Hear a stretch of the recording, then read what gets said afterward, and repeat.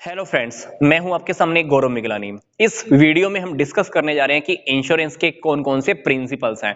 Definitely हमको 8 principles discuss करने हैं। प्रिंसिपल्स बहुत सिंपल हैं। हम एक बार टॉपिक को बहुत ध्यान से देखेंगे।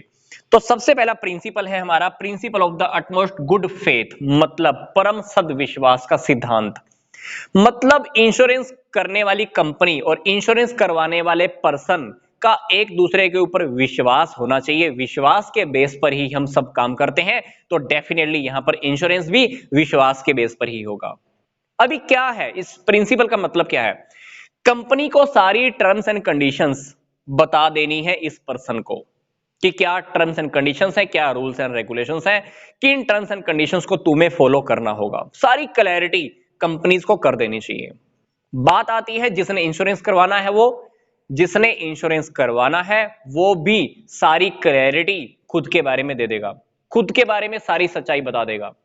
अब मान लीजिए इस पर्सन ने कंपनी से इंश्योरेंस करवा लिया 10 लाख का, कंपनी को नहीं बताया कि मुझे टीबी की बीमारी है।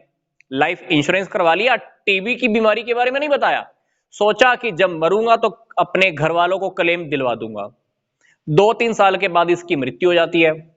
मृत्यु होने के बाद जब क्लेम देने का टाइम आता है, कंपनी को पता लगता है कि इस पर्सन को तो पहले से ही टीबी था, इंश्योरेंस करवाने के टाइम पर ही बीमार था, पर इसने इसने ये बात कंपनी को नहीं बताई, तो डेफिनेटली कंपनी इसको कोई भी क्लेम नहीं देने वाली। इसकी फैमिली को 1 रुपया का भी क्लेम नहीं मिलेगा। मतलब इंश्योरेंस करवाने के टाइम पर हमें सारी टर्म्स एंड कंडीशंस क्लियर कर देनी चाहिए और हमको अपनी सिचुएशंस कंपनी को बता देनी चाहिए। अगर हम कोई भी झूठ बोलते हैं तो वो इंश्योरेंस का कॉन्ट्रैक्ट क्या हो जाता है, इनवैलिड हो जाता है। दूसरा हमारा प्रिंसिपल है principal of the insurable interest. इस प्रिंसिपल के अकॉर्डिंग एक इंश्योरेंस के कॉन्ट्रैक्ट को हम वैलिड तब कह सकते हैं जब बीमा करवाने वाले पर्सन का बीमे करवाई गई चीज या जीवन में पूरी तरह से हित हो। मैं मान लो बीमा कराता हूं किसी वस्तु का या किसी पर्सन का, मेरा इनके अंदर हित होना चाहिए, इंटरेस्ट होना चाहिए। इस वस्तु का अगर लॉस होता है तो मुझे भी लॉस होना चाहिए। इस वस्तु का अगर कुछ फायदा होता है तो मुझे फायदा होना चाहिए। मतलब मैं केवल उस वस्तु या जीवन का इंश्योरेंस करवा सकता हूं जिसका नुकसान मेरा नुकसान माना जाए, जिसका फायदा मेरा फायदा माना जाए। अगर मेरा किसी वस्तु या व्यक्ति के साथ सिर्फ मानसिक लगाव है, मेंटली अटैचमेंट है और मैं इंश्योरेंस करवा लेता हूं, तो वो इंश्योरेंस इनवैलिड होगा।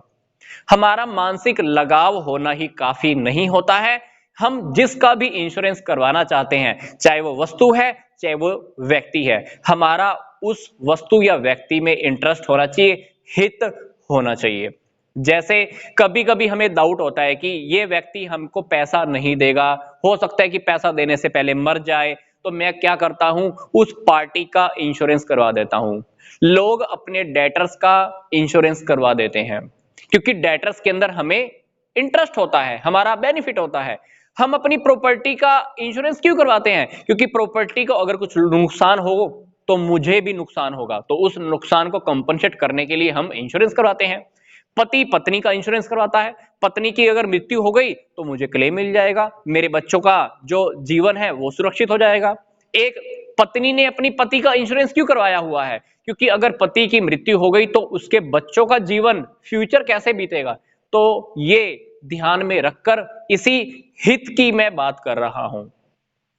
पर ये वाला जो टॉपिक है ना इंश्योरेबल इंटरेस्ट का, ये लाइफ इंश्योरेंस के केस में, फायर इंश्योरेंस के केस में, मेरीन इंश्योरेंस के केस में अलग अलग है।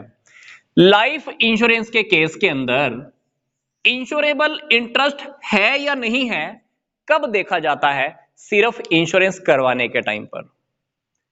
इंश्योरेंस करवाने के टाइम पर फायर इंश्योरेंस के केस के अंदर इंश्योरेबल इंटरेस्ट उस पर्सन का है या नहीं है, हम कब देखते हैं?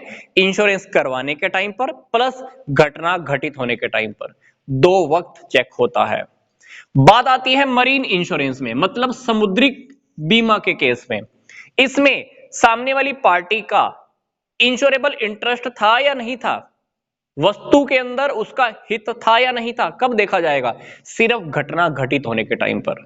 मैं तीनों बातों के अंदर फिर से डिफरेंस बता रहा हूं, ध्यान से देखिएगा। इसमें बीमा करवाने के टाइम पर, इसमें बीमा करवाने के टाइम पर प्लस घटना घटित होने के टाइम पर, इसमें सिर्फ घटना घटित होने के टाइम पर। फॉर एग्जांपल लाइफ इंश्योरेंस के केस के अंदर पति ने पत्नी का बीमा कराया, उस वक्त उन दोनों का रिलेशन काफी अच्छा था। 2 साल के बाद, 3 साल के बाद पति ने पत्नी को तलाक दे दिया और पत्नी की थोड़े वक्त के बाद मृत्यु हो जाती है, तो डेफिनेटली बीमा कंपनी पति को बीमा की राशि डेफिनेटली देगी, क्योंकि पत्नी की मृत्यु हुई है। क्योंकि जब इंश्योरेंस करवाया गया था तो पति का पत्नी में हित था, वो उसका बेनिफिट चाहता था, उसको कुछ हो ना जाए पति चाहता था। पर 2 साल के बाद, 3 साल के बाद अगर डिवोर्स हो जाता है, डिवोर्स के बाद अगर पत्नी की मृत्यु हो जाती है, तो पत्नी की मृत्यु से होने की वजह से बीमा कंपनी को क्लेम पति को डेफिनेटली देना होगा, क्योंकि जब इंश्योरेंस करवाया गया था पति और पत्नी का रिलेशनशिप अच्छा था, उनका एक दूसरे में हित था। इसलिए लाइफ इंश्योरेंस के केस के अंदर जब हम कॉन्ट्रैक्ट करते हैं, इंश्योरेंस करवाते हैं, तब ही देखा जाता है कि पर्सन का उस दूसरे पर्सन के अंदर इंटरेस्ट है या नहीं है। अब हम चलते हैं नेक्स्ट प्रिंसिपल की ओर, that is the principle of the indemnity. इस प्रिंसिपल को हम लाइफ इंश्योरेंस के ऊपर अप्लाई नहीं कर सकते। इस प्रिंसिपल के अकॉर्डिंग एक इंश्योरेंस कंपनी केवल उतना क्लेम पास करती है जितना अमाउंट का हमने इंश्योरेंस करवा रखा होता है। पर फिर भी हम इस केस को थोड़ा ध्यान से प्रैक्टिकली देख लेते हैं। मान लीजिए मेरे पास स्टॉक रखा था 50,000 रुपए का, इंश्योरेंस मैंने करवा लिया 70,000 का। देखो मैं कितना चालाक, स्टॉक रखा है 50,000 का गोडाउन में, इंश्योरेंस करवा लिया मैंने 70,000 का। गोडाउन में आग लगी, इंश्योरेंस कंपनी मुझे क्लेम कितना देगी? सिर्फ 50,000 देगी, क्योंकि कंपनी को पता है कि मैं बहुत चालाक हूं। कंपनी मुझे सिर्फ 50,000 का क्लेम पास करने वाली है। मतलब which ever is less, stock value और इंश्योरेंस की जो वैल्यू, दोनों में से जो कम होगा ना, हमको वही मिलने वाला है। तो ये थर्ड प्रिंसिपल है। थर्ड प्रिंसिपल के अकॉर्डिंग जो हमें क्षतिपूर्ति मिलती है, जो हमें कंपनसेशन मिलती है, वो हमारी जो वैल्यू होती है और जितना हमने इंश्योरेंस करवाया है, उन दोनों में से जो कम होता है, हमको सिर्फ वही कंपनसेट किया जाता है। एक एग्जांपल और देख लेते हैं। स्टॉक है 50,000 का, इंश्योरेंस करवाया मैंने 30,000 रुपए तक का। इंश्योरेंस मैंने सिर्फ कितनी वैल्यू तक का कराया है? 30,000। अगर गोडाउन में मेरा 50,000 का भी माल अगर आग लग गया, सब नष्ट हो गया, तो डेफिनेटली कंपनी मुझे सिर्फ 30,000 ही क्लेम पास करने वाली है। विच एवर इज लेस, इन दोनों में विच एवर इज लेस क्या है? 50। इन दोनों में से कम क्या है? सिर्फ 30,000। तो ये वाला जो प्रिंसिपल है लाइफ इंश्योरेंस के केस पे अप्लाई नहीं होता, क्योंकि लाइफ इंश्योरेंस के केस के अंदर लॉस कितना होगा हम एस्टिमेट नहीं कर सकते। बाकी लाइफ इंश्योरेंस को छोड़कर फायर इंश्योरेंस, मरीन इंश्योरेंस, इन केसेस के अंदर हम एस्टिमेशन लगा सकते हैं, पहले ही बता सकते हैं कि लॉस कितना हो सकता है। तो डेफिनेटली ये कॉन्ट्रैक्ट हमें सुरक्षा प्रोवाइड करता है लॉस के अगेंस्ट। इस प्रिंसिपल के अकॉर्डिंग हम कभी भी इंश्योरेंस की वजह से प्रॉफिट नहीं कमा सकते। अब ये बंदे ने सोचा था कि आग लगेगी तो 20,000 का प्रॉफिट कमाऊंगा, हम यहां पर 20,000 का प्रॉफिट नहीं कमा सकते। 50,000 का माल था, 70 का बीमा कराया, हमने सोचा कि 50 के 50,000 माल को आग लगेगी, कंपनी से मुझे 70,000 मिलेंगे। पर यह प्रिंसिपल कहता है कि मैं जो दोनों में से कम होगा वही कंपनसेट करने वाला हूं, क्योंकि प्रिंसिपल्स के अकॉर्डिंग इंश्योरेंस का मतलब क्या है? हमें लॉस के अगेंस्ट में सिक्योरिटी प्रोवाइड कराना। हम रियलिटी में इंश्योरेंस क्यों करवाते हैं? क्योंकि हमें लॉस के अगेंस्ट में सिक्योरिटी चाहिए होती है। तो इसलिए हम प्रॉफिट नहीं कमा सकते, इंश्योरेंस की वजह से प्रॉफिट नहीं कमा सकते। चौथा प्रिंसिपल है हमारा principal of the warranty. Warranty का क्या मतलब है कि जितनी भी टर्म्स एंड कंडीशंस होती हैं वो डेफिनेटली बीमा करवाने वाले पर्सन को फॉलो करानी होती है। ए ने इस कंपनी से बीमा कराया है, कंपनी ने पहले ही बताया होगा कि ये टर्म्स एंड कंडीशंस हैं। जो टर्म्स एंड कंडीशंस बताई गई हैं डेफिनेटली वो सारी टर्म्स एंड कंडीशन हमको फॉलो करनी होगी। अगर बीमा करवाने वाला पर्सन टर्म्स एंड कंडीशंस को फॉलो नहीं करता तो वो इंश्योरेंस का कॉन्ट्रैक्ट इनवैलिड हो जाएगा। कुछ टर्म्स एंड कंडीशंस ऐसी होती हैं जो बिल्कुल इंश्योरेंस पॉलिसी के अंदर एक्सप्रेस कर दी जाती है, लिख दी जाती हैं, उसको हम बोलते हैं एक्सप्रेस वारंटी। एक्सप्रेस वारंटी का मतलब होता है कि हमने टर्म्स एंड कंडीशन बिल्कुल अच्छी तरह से बता दी हैं, लिखित में है, इंश्योरेंस पॉलिसी में लिखा हुआ है। अगर आपके सामने एक जगह पर जाने के 10 रास्ते हैं, तो अगर पॉलिसी में लिखा हुआ है ना कि आपको इस रास्ते से नहीं जाना है, तो डेफिनेटली नहीं जाना है। अगर आप उसी रास्ते से जानबूझकर जाते हो, कोई नुकसान होता है, कुछ लॉस होता है, तो बीमा कंपनी आपको 1 रुपया भी नहीं देने वाली है। कुछ टर्म्स एंड कंडीशंस ऐसी होती हैं जो लिखित में नहीं होती, अंडरस्टूड होती है ऑलरेडी। जो एक्सप्रेस नहीं की जाती है वो होती है इंप्लाइड वारंटी। इसके अंदर ऐसी ऐसी बातें होती है जो पॉलिसी में लिखने की जरूरत नहीं होती, फिर भी हमको माननी होती है। जैसे मान लो घर जाने का रास्ता है, हमको पता है कि हम हर रोज इसी रास्ते से जाते हैं, फिर भी हमने जानबूझकर बहुत लंबा रास्ता लिया, तो वो रास्ता क्या होगा? इनवैलिड होगा। इंश्योरेंस कंपनी के केस के अंदर ऐसा ही होता है कि मान लो एक माल मुझे दूसरी कंट्री में पहुंचाना है, समुद्र पार करके जाना है, कोई भी जहाज इस एक पार्टिकुलर रास्ते से नहीं जाता है, इस पार्टिकुलर रास्ते से नहीं जाता है, ये एक बात है, अंडरस्टूड सी बात है, सबको पता है कि ये रास्ता बहुत टेढ़ा है, कोई नहीं जाता है, पर फिर भी हमने वो वाला रास्ता चुन लिया, तो वो कॉन्ट्रैक्ट हमारा इंश्योरेंस का इनवैलिड हो जाएगा। मतलब इंश्योरेंस कॉन्ट्रैक्ट के अंदर कुछ टर्म्स एंड कंडीशंस ऐसी होती हैं जो बिल्कुल एक्सप्रेस कर दी जाती हैं, और कुछ टर्म्स एंड कंडीशंस ऐसी होती हैं जो बताई नहीं जाती, अंडरस्टूड होती है, फिर भी हमको उसे फॉलो करना ही होता है। फिर आती है बात हमारा next principle, principal of the contribution.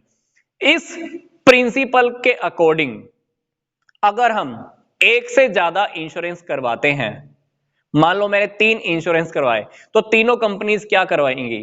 तीनों कंपनीज क्या करेंगी? मिलकर पे करने वाली हैं। पर यह प्रिंसिपल लाइफ इंश्योरेंस के केस में अप्लाई नहीं होता है।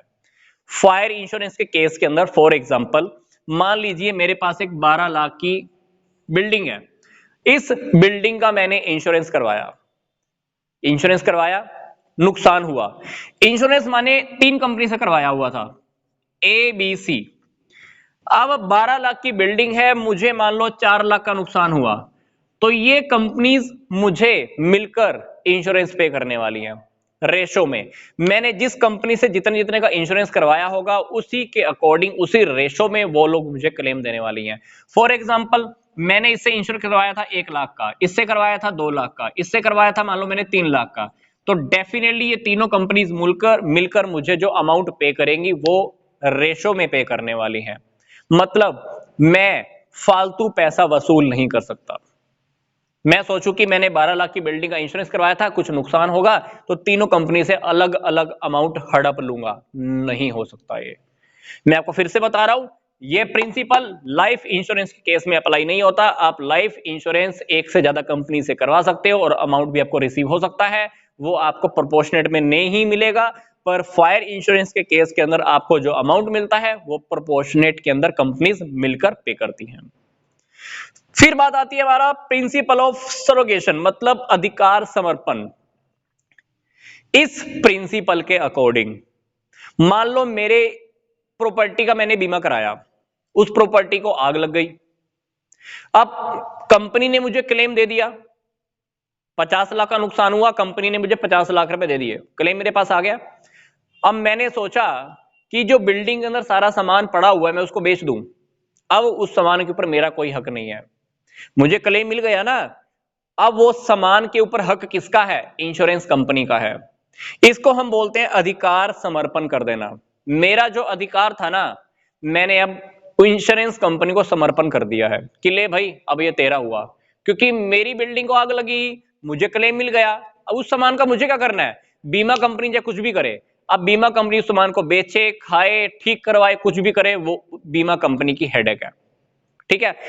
पर कभी कभी ऐसा होता है कि मान लो मेरी एक बिल्डिंग थी, इस बिल्डिंग को और किसी ने आग लगा दी, इस बिल्डिंग को किसी और ने आग लगा दी, इंश्योरेंस कंपनी को पूरा हक है जिसने आग लगाई उसके ऊपर केस ठोकने का, डेफिनेटली। तो ये इस प्रिंसिपल के अकॉर्डिंग ही है अधिकार समर्पण, क्योंकि जिसने आग लगाई मैं केस करूंगा या नहीं करूंगा बाद की बात, पर इंश्योरेंस कंपनी डेफिनेटली केस ठोकने वाली है, क्योंकि उस पर्सन ने आग लगाई, आग उसने लगाई, और जबकि क्लेम हमको कौन पड़ेगा? हमको कौन पे करेगा? इंश्योरेंस कंपनी पे करेगी, क्योंकि बिल्डिंग मेरी थी, इंश्योरेंस कंपनी ने क्लेम मुझे पास किया है, पर इंश्योरेंस कंपनी उस पर्सन के ऊपर केस जरूर ठोकने वाली है जिसने इस बिल्डिंग को आग लगाई होगी। तो ये है हमारा अधिकार समर्पण का प्रिंसिपल। नेक्स्ट हमारा प्रिंसिपल है principal of the mitigation of the loss. मतलब हमारा जो बात होता है, हमारा जो टॉपिक होता है वो यही है कि हमको इस बात का भी ध्यान रखना है कि हम हानि को, लॉस को कम से कम करें। आग लग रही है और आग लग गई मेरी बिल्डिंग को और मैं खड़े हो गए वहां पे तमाशा देख रहा हूं, पड़ा रहे, आग लगी रहे, जलती रहे बिल्डिंग, मेरा क्या जा रहा है। मैंने फायर ब्रिगेड वालों को कॉल भी नहीं किया है, आग बुझाने का मैंने एफर्ट तक नहीं किया है। ऐसा नहीं होना चाहिए। इंश्योरेंस कॉन्ट्रैक्ट के अंदर यह बात लिखी होती है कि हमको क्या करना है, लॉस को मिनिमम से मिनिमम करने का एफर्ट करना है। मैंने सोचा भाई इंश्योरेंस तो करवाया हुआ था, बिल्डिंग को आग लगेगी तो लग जाए, मेरे को क्या जा रहा है, अगर आग लगकर बिल्डिंग खत्म ही हो जाएगी मुझे तो क्लेम मिल जाएगा, मैं खड़ा होकर तमाशा देख रहा हूं। ऐसा नहीं करना है। ये एक प्रिंसिपल है, मुझे लगता है कि प्रिंसिपल छिपा हुआ है, फिर भी हमको इस बात के बारे में पता होनी चाहिए। फिर है principal of the proximate cause, निकटतम कारण। इंश्योरेंस कंपनी जब भी हमसे कॉन्ट्रैक्ट करती है तो टर्म्स एंड कंडीशंस बिल्कुल क्लियर कर देती है कि हमको इन टर्म्स एंड कंडीशंस को फॉलो करना है। उस टर्म्स एंड कंडीशंस को फॉलो करने की वजह से, उस रीजन की वजह से अगर हमको कुछ लॉस होता है तो डेफिनेटली इंश्योरेंस कंपनी हमको पे करेगी। मान लो मैंने इंश्योरेंस करवाया था बिल्डिंग का, फायर इंश्योरेंस, अब बिल्डिंग पानी की वजह से डूब गई। किसकी वजह से? पानी की वजह से डूब गई। तो इंश्योरेंस कंपनी मुझे 1 रुपए का भी क्लेम नहीं देने वाली, क्योंकि मैंने इंश्योरेंस किसके करवाया था? Fire insurance. पर बिल्डिंग कैसे डूबी? पानी की वजह से। तो डेफिनेटली हमारा कोई निकटतम कारण भी नहीं है आग लगने का, तो इंश्योरेंस कंपनी मुझे लॉस नहीं देने वाली। आग किसी भी कारण से लग जाती, तारे भिड़ गई, आग लग गई, तो मेन कारण तो क्या है ना, आग लगना है ना, तो डेफिनेटली इंश्योरेंस कंपनी मुझे क्लेम पास कर देगी। पर कोई कारण आसपास भटकने वाला भी कारण नहीं है तो इंश्योरेंस कंपनी मुझे 1 रुपए भी पे नहीं करने वाली। मान लो मैं समुद्री जहाज से माल लेके जा रहा हूं और जो समुद्री जहाज कंपनी के जो कर्मचारी हैं उन्होंने कुछ गड़बड़ की, मैं जिस जहाज से माल लेके जा रहा हूं उस कंपनी के कर्मचारियों की गड़बड़ की वजह से माल को नुकसान होता है, तो डेफिनेटली कंपनी हमें क्लेम पास नहीं करने वाली है। हमने इंश्योरेंस करवाया था, मान लो समुद्री जहाज का पानी में डूब ना जाए, नुकसान होता तो कंपनी पे कर देती पानी में डूबने की वजह से। पर जहाज के अंदर माल को नुकसान किसकी वजह से हुआ? कर्मचारियों की लापरवाही की वजह से हुआ। तो डेफिनेटली इस केस के अंदर कंपनी हमें पैसा 1 रुपए भी पे नहीं करने वाली। मतलब कंपनी हमेशा यह देखती है कि जो भी लॉस हुआ है उस लॉस का सबसे पास वाला कारण कौन सा है, सबसे निकट वाला कारण कौन सा है। निकट वाला कारण भी अगर मिल जाए ना तो कंपनी पे कर देती है। अगर उसको खुद का कोई कारण नहीं मिलता, खुद का बताया हुआ रीजन नहीं मिलता, तो डेफिनेटली कंपनी कोई क्लेम पास नहीं करती। तो ये थे हमारे प्रिंसिपल्स इंश्योरेंस के। अगर आपके पास कोई भी बुक है, अगर उस बुक के अंदर से आप इन प्रिंसिपल्स को एक बार स्टडी कर लेंगे तो आपके प्रिंसिपल्स और भी स्ट्रांग हो जाएंगे और मन में, दिमाग में एकदम से बैठ जाएंगे। तो मिलते हैं अब हम नेक्स्ट वीडियो में, इस चैप्टर को हम आगे और कंटिन्यू करेंगे।